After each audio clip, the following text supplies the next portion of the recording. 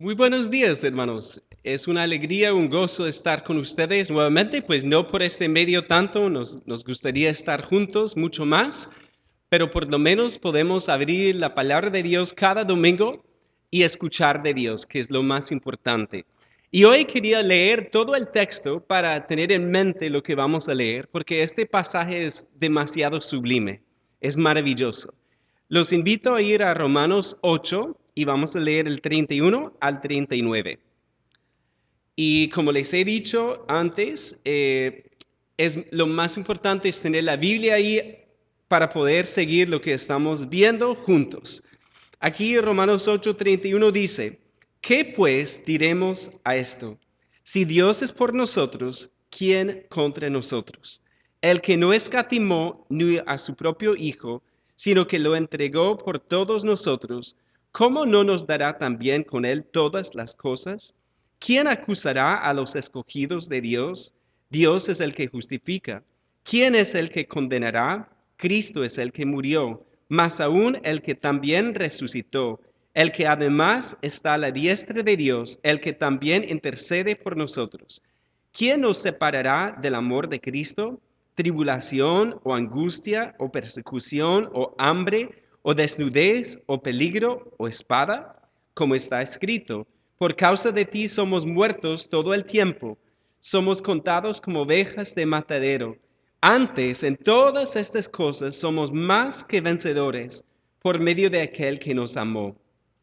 Por lo cual estoy seguro de que ni la muerte, ni la vida, ni ángeles, ni principados, ni potestades, ni lo presente, ni lo porvenir, ni lo alto, ni lo profundo, ni ninguna otra cosa creada nos podrá separar del amor de Dios que es en Cristo Jesús, Señor nuestro.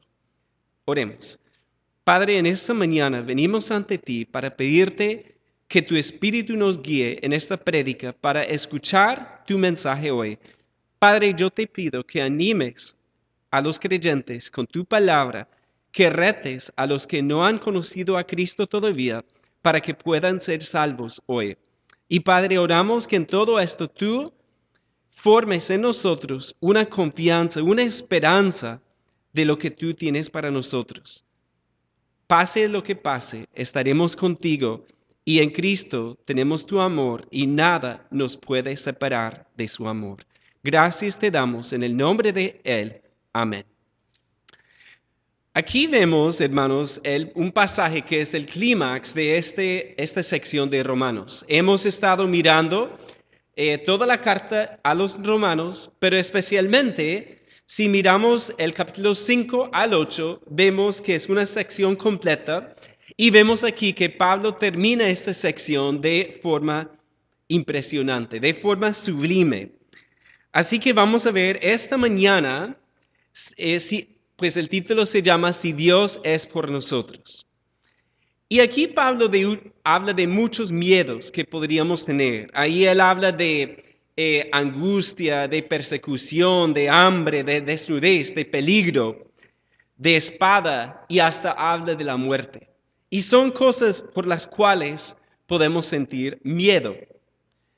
Pero en medio de todo esto, vamos a ver que el versículo clave o el versículo que quiero usar para orientar el pasaje es el 37, porque ahí vemos que resume el mensaje más importante.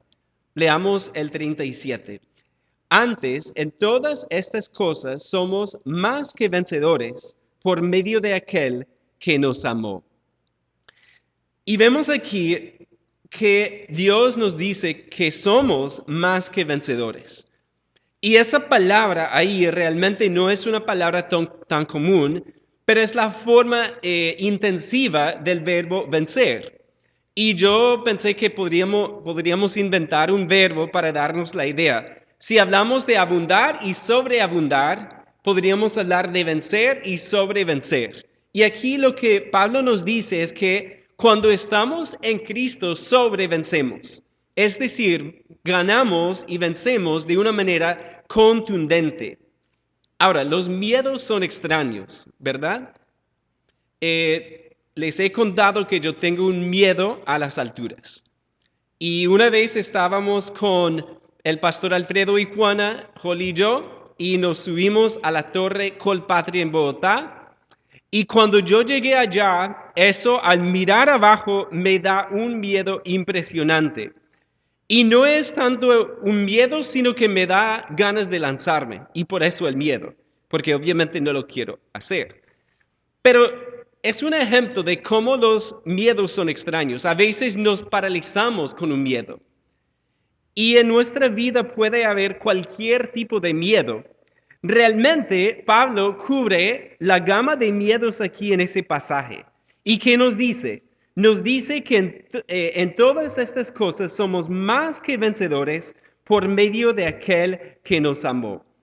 Por lo tanto, el punto principal de este pasaje es que podemos estar confiados en Cristo Jesús ante cualquier amenaza. Lo voy a decir otra vez. Podemos estar confiados en Cristo Jesús ante cualquier amenaza. Y vemos aquí que esta victoria es solamente a través de nuestra unión con Cristo.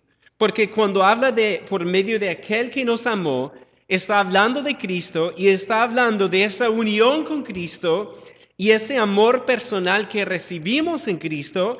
Y si estamos en Cristo, estamos confiados y estamos seguros.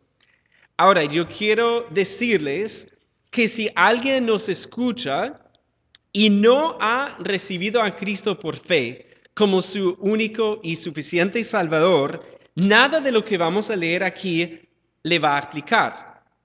Y tenemos que decir eso porque a veces hay personas que no han recibido este mensaje en su corazón y en su vida, no han recibido a Cristo, pero cuando leen estos versículos dicen, pero Dios es maravilloso, Dios es bondadoso, Dios es misericordioso. Pero déjenme decirles que el miedo más importante que debemos tener es el miedo a la condenación. Y si miramos el pasaje en el 31, ahí en el 33 dice, ¿quién acusará a los escogidos de Dios? Y en el 34, ¿quién es el que condenará? Cristo es el que murió. Entonces, cuando miramos estos dos versículos, hay un miedo muy saludable. Y es el miedo a la condenación eterna. Porque sabemos de lo que hemos visto en Romanos 1, 2 y 3, Pablo habla muchísimo sobre el pecado y sobre la condenación que merece ese pecado. Y como vimos en esos capítulos, el pecado no es solamente salir a matar, asesinar o robar o hacer esas cosas, sino también él hablaba y habla del pecado de la persona religiosa, de la persona buena, de la persona que hace las cosas bien ante la sociedad o ante sus vecinos o ante su familia. Pero Dios mira el corazón y Él ve que cualquier cosa que hagamos siempre hay pecado. Y por lo tanto, como el juez, Él es quien nos tiene que condenar si no hemos recibido a su Hijo. Así que los animo a todos, si no han puesto su fe en Cristo, si no se han arrepentido de sus pecados, háganlo hoy mismo. Yo recuerdo que como niño me despertaba con ese miedo de caer en las manos de Dios sin haber sido perdonado. Y gracias al Señor por ese miedo, porque finalmente me ayudó a ver mi necesidad y me llevó a Cristo en cierta forma. Miremos entonces el primer punto. Vamos a leer el versículo 31 y 32. Dice, ¿qué pues diremos a esto? Si Dios es por nosotros, ¿quién contra nosotros? El que no escatimó ni a su propio Hijo, sino que lo entregó por todos nosotros, ¿cómo no nos dará también con él todas las cosas? Vemos aquí que la primera amenaza ante la cual podemos estar confiados es cualquier adversario. Podemos estar confiados en Cristo ante cualquier adversario. Y lo vemos ahí cuando Él dice, ¿qué pues diremos a esto? Si Dios es por nosotros, ¿quién contra nosotros? Cuando él habla de a esto, ¿qué diremos a esto? ¿A qué se refiere? Pues se refiere obviamente a lo que vimos hace 8 días, en el 28 al 30, en esa cadena de oro de la salvación. Porque Dios es soberano, como vimos, Dios nos conoció de antemano, nos predestinó, nos llamó y nos justificó, y habla ahí de que nos glorificó, hablando especialmente del futuro que nos espera.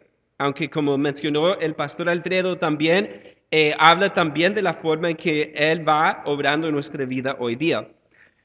Pero cuando pensamos en esto va más allá de eso, porque realmente podríamos hablar de todo lo que hemos visto en el capítulo 5, 6, 7 y 8.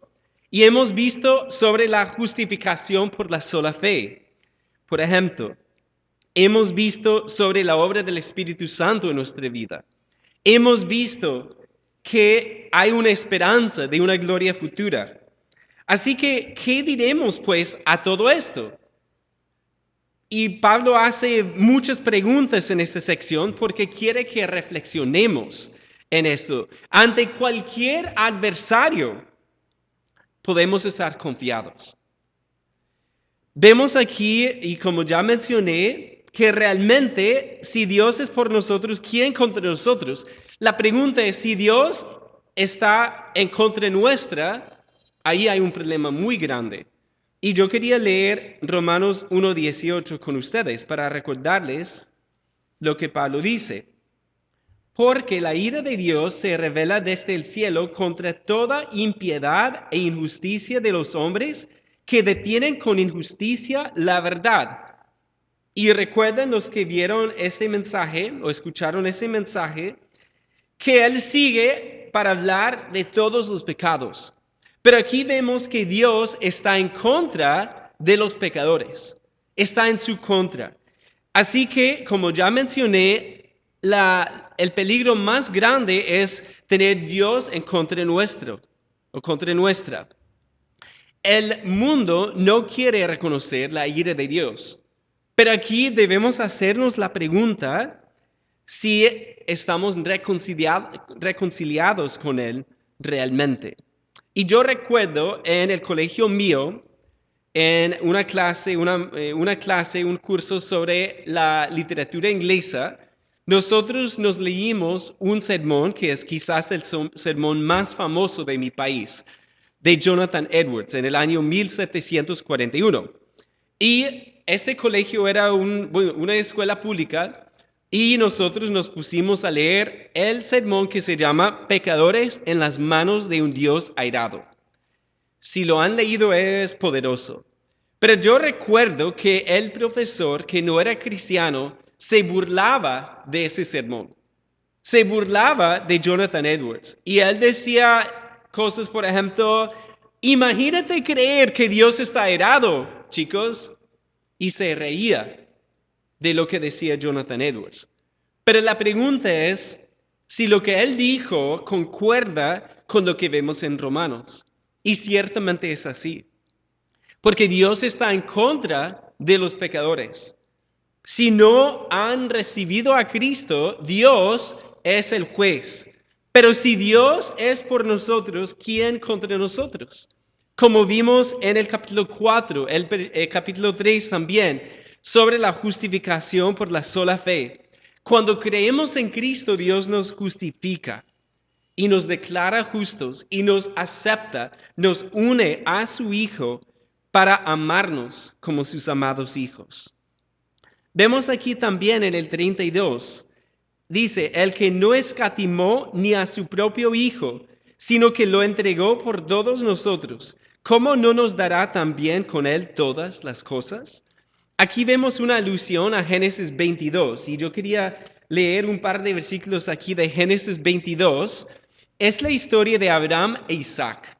Ustedes recuerdan que Dios quería probar a Abraham, probar su fe.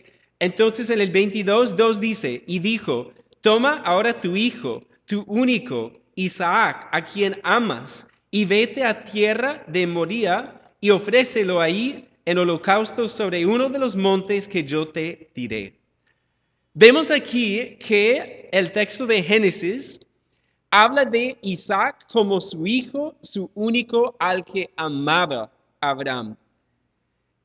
Moisés enfatiza muchísimo esta relación entre Abraham como papá e Isaac como hijo. Y más adelante en el pasaje sabemos que Abraham no tiene que matar a su hijo, gracias al Señor. Y en el 12 dijo, no extiendas tu mano sobre el muchacho, ni le hagas nada, porque ya conozco que temes a Dios, por cuanto no me rehusaste tu hijo, tu único.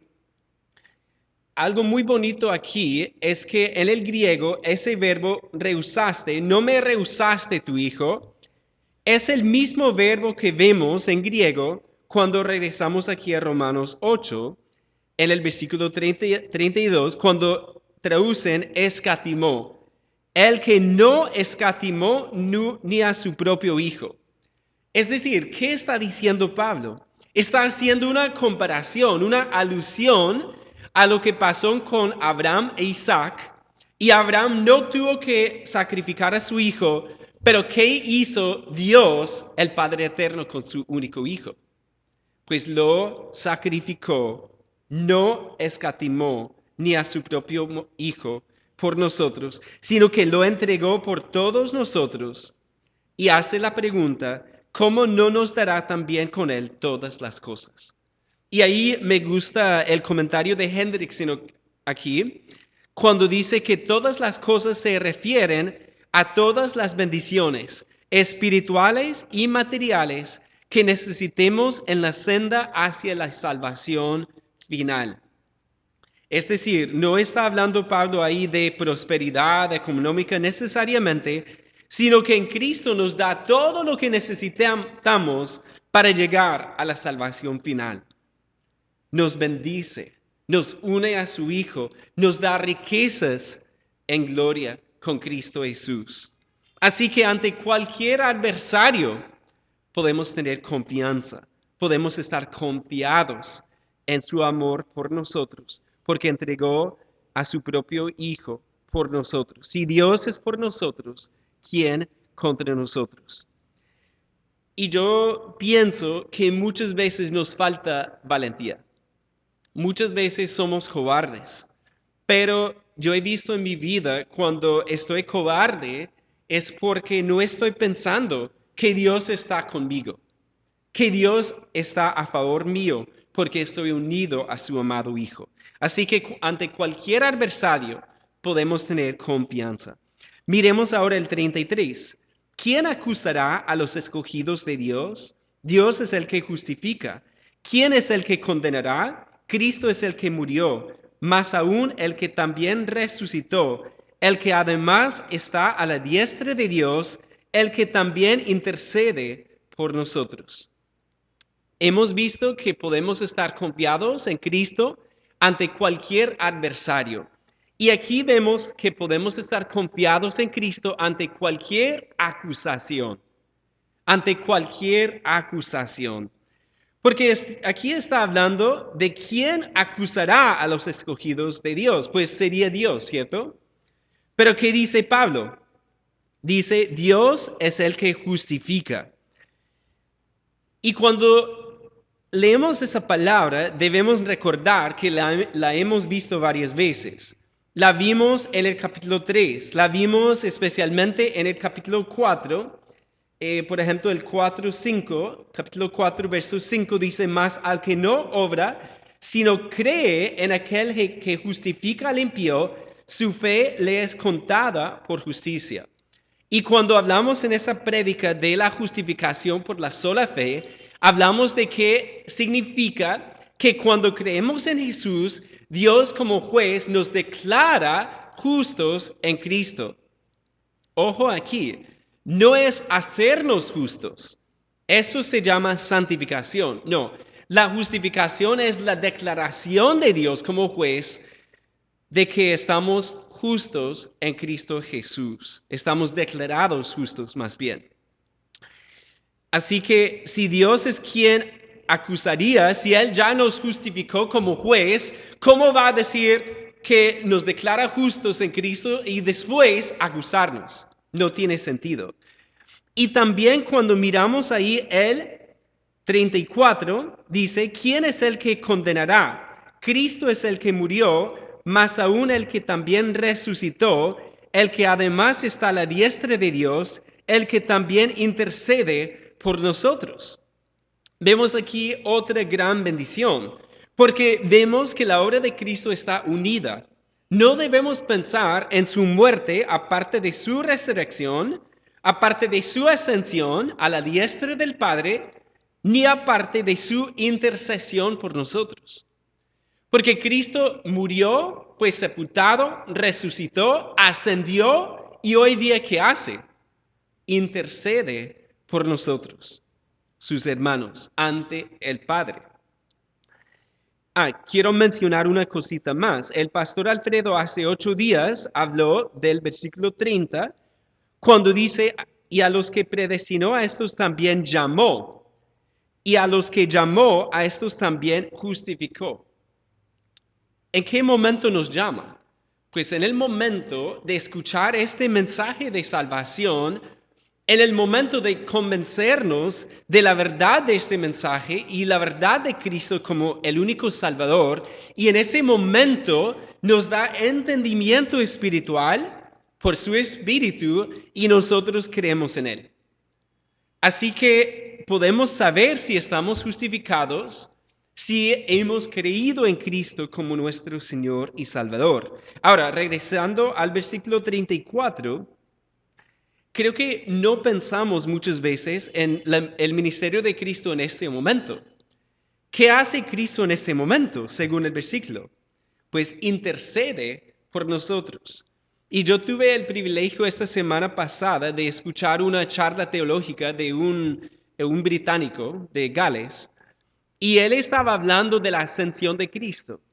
Y mencionó algo que yo no había notado antes.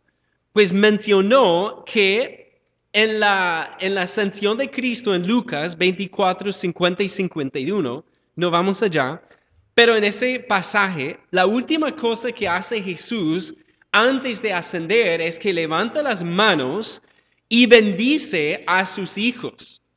Y él dijo algo muy cierto, que la última acción de Cristo fue una acción de un sumo sacerdote, de bendecir. Y él decía que eso indica que Cristo en este momento está actuando como sumo sacerdote, intercediendo por nosotros ante el Padre. Como dice Hebreos 7, 24 y 25, mas por cuanto permanece para siempre, tiene un sacerdocio inmutable, por lo cual puede también salvar perpetuamente a los que por él se acercan a Dios, y escuchen esto, viviendo siempre para interceder por ellos. ¡Qué bendición, hermanos! Nosotros a veces pensamos solamente en la muerte de Jesús o en su resurrección, pero debemos unir a esto su obra hoy día de interceder ante el Padre por nosotros. Y John Bunyan, el autor del Peregrino, decía algo en otro libro. Él decía que la intercesión de Cristo es su ministerio de presentar continuamente su obra ante el Padre, y aquí voy a citarlo textualmente, por todos los pecados que cometemos, desde el día de nuestra conversión hasta el día de nuestra muerte. Continuamente está al lado del Padre intercediendo por nosotros. Y el profesor Robert Letham, este hombre que mencioné, dijo otra cosa muy importante. Él decía que la intercesión no es la oración en ese caso, porque no es como si Cristo estuviera al lado del Padre diciendo, Padre, si es tu voluntad, haz tal cosa. No, Él presenta su obra perfecta, su obra completa a favor nuestro, y no hay ningún pero, ningún sí en eso, sino que intercede de manera eficaz por nosotros. Y yo recuerdo cuando estaba, regresando de nuestra luna de miel con Holly, Yo estaba dormido en el carro y ella andaba en la carretera y de repente me despierto porque escucho que se orilla Holly. Y le digo, amor, ¿qué haces? No, es que la policía me paró. Entonces yo traté de despertarme rápido para hablar con el policía y el policía le dice a mi esposa, ¿usted sabe a qué velocidad iba? Y ella dijo, no, no sé. Y él le dijo, iba a 144 kilómetros por hora. Y ella dijo, ¿en serio? Pues allá el límite era 120, para que sepan. Pero yo estaba ahí como esposo nuevo, yo quería defender a mi esposa, quería interceder por ella, quería decirle algo y realmente no tenía nada que decir. Yo creo que ni le dije una palabra. Primero porque estaba muy cansado y medio dormido todavía. Y segundo porque yo no sabía a qué velocidad iba. ¿Cómo le iba a decir algo? No era un buen intercesor. En contraste, cuando vemos a Cristo, como ya mencioné de Hebreos 7, Él es el intercesor perfecto. ¿Por qué? Porque no tiene que defendernos y decir, es que no pecaron o no pecó Jonathan, sino que puede decir, Él pecó, pero yo pagué por ese pecado y yo estoy intercediendo. Así que cualquier acusación, ya sea de nuestra conciencia, ya sea de otra persona, ya sea de Satanás, porque la palabra dice que Satanás es el que nos acusa delante de nuestro Dios día y noche, así lo dice Apocalipsis 12:10. Pero ante esas acusaciones no tienen ninguna eficacia, porque Cristo intercede por nosotros. Y yo quería recordarles, hermanos, la canción Ante el trono celestial. Y voy a tratar de cantar el verso 2. Dice, cuando he caído en tentación y al sentir condenación, al ver al cielo encontraré al inocente quien murió y por su muerte el Salvador ya mi pecado perdonó, pues Dios el justo aceptó su sacrificio hecho por mí, su sacrificio hecho por mí. Perdonen que salí del tono un poco, pero esa canción es hermosa. Y cuando sentimos esa condenación porque hemos pecado, podemos cantar ese himno porque sale directamente del pasaje aquí. Cristo intercede, Cristo dio su vida, entregó su vida, Cristo resucitó y Cristo ascendió a la diestra del Padre y Cristo intercede por nosotros. ¿Y qué quiere Satanás? Él quiere tener cristianos desanimados, deprimidos en su pecado, porque no están mirando a Cristo. Pero cuando alzamos la mirada a Cristo, ahí vemos a nuestro fiel Salvador, a nuestro sumo sacerdote, quien intercede continuamente por nosotros. Entonces, incluso el pecado, finalmente, como leímos en el 28, y sabemos que a los que aman a Dios, todas las cosas les ayudan a bien. Pues ojo, la idea no es salir a pecar, pero cuando hemos pecado, eso nos debe enseñar dos cosas. Nos debe enseñar humildad y también nos debe enseñar qué tan grande es nuestro Salvador e intercesor, Cristo Jesús. Gloria a Él por lo que Él ha hecho.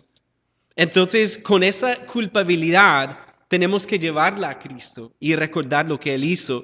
Tenemos que refugiarnos en Él y en su intercesión. Hemos visto entonces que podemos estar confiados en Cristo Jesús ante cualquier adversario, cualquier acusación. Y finalmente, vamos a mirar aquí el 35 al 39, ante cualquier adversidad. Dice, ¿quién nos separará del amor de Dios o de Cristo? ¿Tribulación o angustia o persecución o hambre o desnudez o peligro o espada? Como está escrito, por causa de ti somos muertos todo el tiempo, somos contados como ovejas de matadero.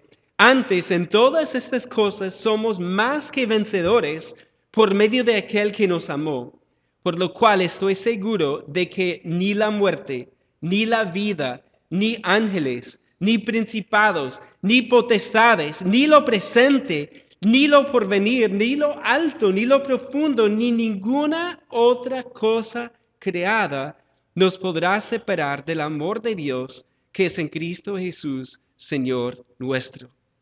Aquí vemos que podemos estar confiados ante cualquier adversidad.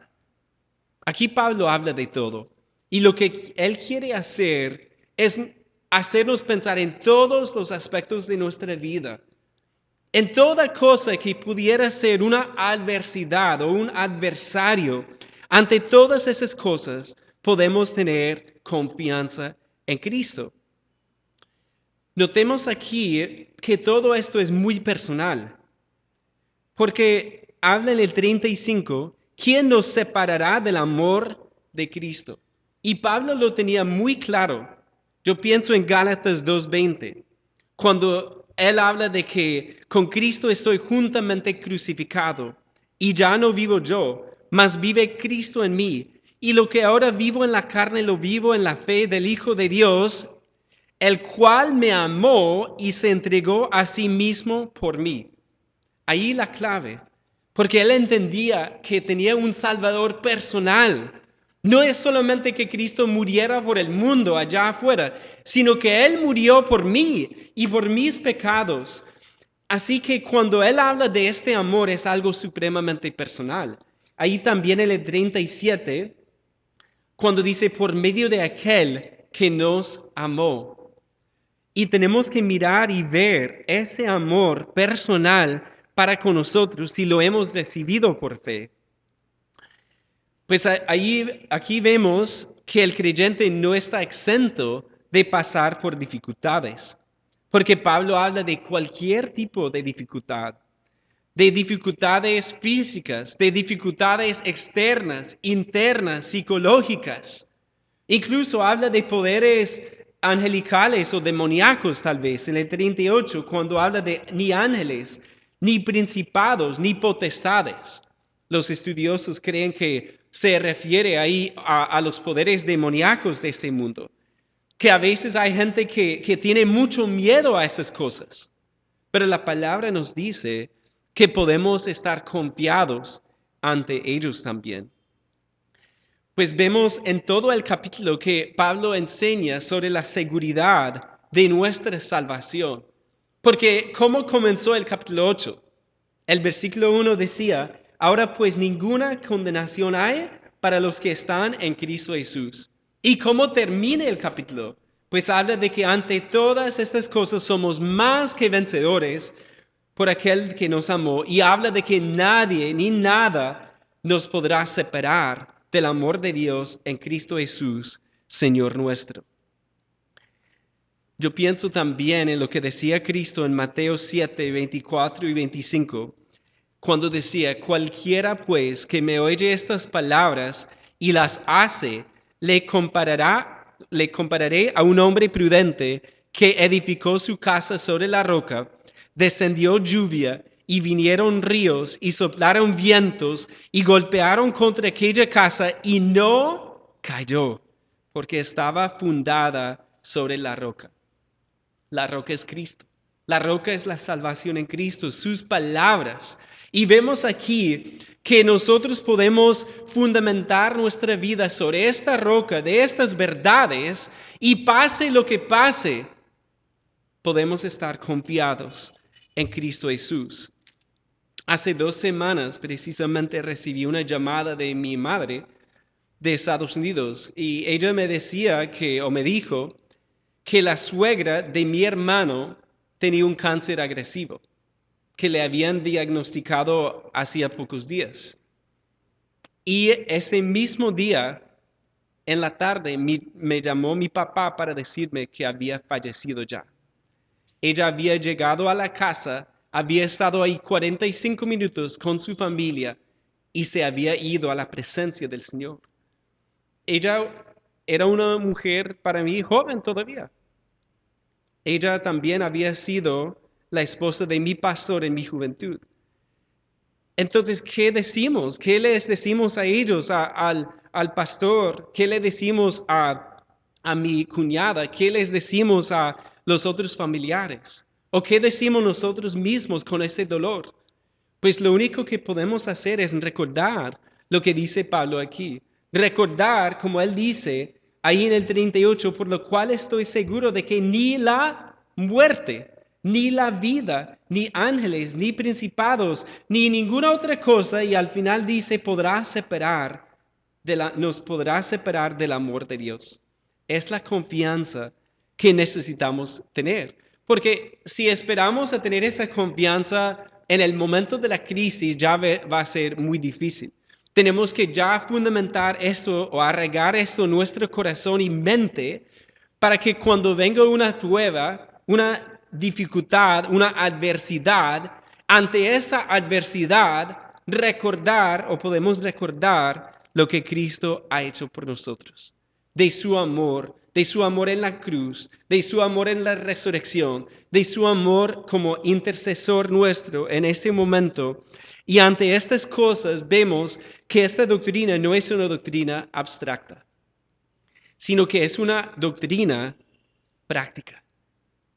Porque aquí vemos el fundamento que necesitamos tener, de tener un fundamento, una roca sobre la cual pararnos con firmeza, con confianza, ante cualquier adversario, ante cualquier acusación, ante cualquier adversidad. Podemos estar confiados en Cristo Jesús si lo hemos conocido. Y si es así, nuestra vida no debe ser una vida caracterizada por miedo. No debemos ser cobardes, a veces lo somos, pero debemos ser más bien valientes. Y si pensamos en la vida de Pablo, ¿cómo pudo Pablo hacer todo lo que él hizo? Pues solamente porque entendía que su vida estaba unida a la de Cristo, que Cristo lo amaba y que Cristo iba a estar con él hasta el final, pasara lo que pasara. Como ya mencioné, debemos recordar lo que Pablo decía en Gálatas 2:20, con Cristo estoy juntamente crucificado y ya no vivo yo, mas vive Cristo en mí. Y lo que ahora vivo en la carne, lo vivo en la fe del Hijo de Dios, el cual me amó y se entregó a sí mismo por mí, como ya hemos visto aquí también en Romanos 8. Y nuevamente extiendo una invitación a cualquiera de nuestra audiencia. Yo sé que hay varios que escuchan de otras partes incluso del mundo, de otras partes de la ciudad, del país tal vez. Y la invitación de Dios es siempre la misma. Arrepiéntete, pon tu confianza en Cristo para poder confesar con nosotros estas verdades tan sublimes, para poder vivir una vida de valentía, una vida de amor, porque podemos amar porque hemos sido amados por Cristo. Podemos vivir en medio de una pandemia con confianza, porque sabemos que Cristo nos amó y se entregó a sí mismo por nosotros, y que Dios nos ha unido a su Hijo, y ante semejante verdad podemos recordar el 37, porque no lo leemos todos juntos en voz alta desde su casa. Antes, en todas estas cosas, somos más que vencedores por medio de aquel que nos amó. Oremos. Padre, queremos darte gracias por este pasaje. Es tan sublime, Padre, pensar en las verdades que están aquí en este pasaje, pensar en lo que tú has hecho, Padre, desde la eternidad, lo que leímos hace 8 días, y lo llevas a cabo, Padre, en el tiempo. Y gracias por esto, porque si hemos conocido a Cristo, Padre, tenemos la mejor esperanza, podemos tener la mejor confianza, podemos andar, Padre, con amor hacia los demás y hacia ti, podemos andar con confianza, porque tú nos proteges en todo momento. Gracias por tu Hijo, quien intercede por nosotros.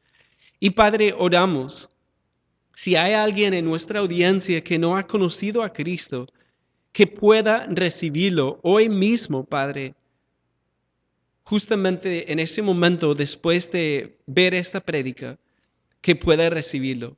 Y Padre, si hay alguien que está en medio de un pecado, que también lo pueda confesar, que pueda acudir a Cristo, que pueda recordar la intercesión de Cristo, lo que Él ha hecho por nosotros. Y Padre, que nos ayudes a vivir con valentía, con amor y con confianza, porque estamos unidos a tu amado Hijo, Cristo Jesús. Es en el nombre de Él que oramos. Amén. Muy bien, amigos y hermanos, si esta predica ha sido de bendición, pues compártela y pues suscríbase ahí al canal también para seguir recibiendo las notificaciones de lo que estamos haciendo desde este canal. Bendiciones.